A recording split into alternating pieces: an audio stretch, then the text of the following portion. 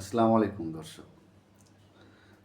আমি আজকে যে বিষয়টা নিয়ে আপনাদের কাছে এসেছি তা হচ্ছে বর্তমান নতুন রাজনৈতিক দল এনসিপি এবং সমন্বয়কদের মধ্যে সমন্বয়হীনতা এই বিষয়টা নিয়ে আলোচনা করতে এসেছি। আসলে আজকে যে দল এনসিপি গঠিত হয়েছে 5 আগস্টের পরে, সেই দলটি বর্তমানে বিভিন্ন চড়াই উতরাই পাড়ি দিয়ে গোটা দেশের মধ্যে প্রত্যেকটা জেলায় জেলায় বিভাগে বিভাগে তারা সম্মেলন করছে। অনেক জায়গাতে তারা সফল হয়েছে, মানুষের সাড়াও পেয়েছে।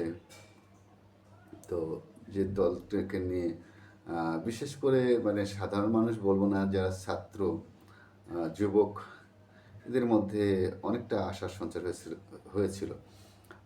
একটা শ্রেণীর মধ্যে তাদের একটা গ্রহণযোগ্যতা অনেকটা এসেছিল, কিন্তু সেই দলের মধ্যেই যারা সেই জুলাই আন্দোলনের মুখ্য ভূমিকা রেখেছিল, যারা যারা সমন্বয়ক হিসেবে কাজ করেছে, যারা বর্তমান ওই দলটার আমি আপনার এনসিপিকে বলছি বিশেষ করে।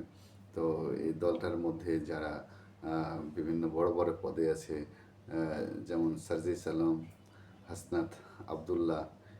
সার্জিস আলম তো দর্শক আপনারা জানেন যে উনি আপনার পঞ্চগড়ের মানুষ, উত্তরবঙ্গের মানুষ। তো ওনাকে দেওয়া হয়েছে উত্তরবঙ্গের মুখ্য সমন্বয়কের দায়িত্ব।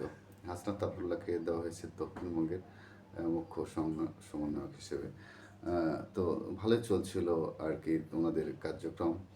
হাসনাত আবদুল্লাহ, আমি ব্যক্তিগতভাবে ওনাকে যতটা জানি, মিডিয়াতে দেখি, ওনার কথাবার্তা সিচুয়েট সব কিছু ভালো লাগে আমাকে। ওনার মধ্যে অনেক সরলতা কাজ করে, এটা আমি উপলব্ধি করি দর্শক। তো এর মধ্যে দিয়ে কি হয়ে গেল হঠাৎ করে যে জুলাই যে স্ট্রিটটা, এটা কারণ ওনাদের মধ্যে কি একটা ঘাটতি হয়ে গেল কিনা সেটা আমি আসলে বুঝতে পারতেছি না দর্শক।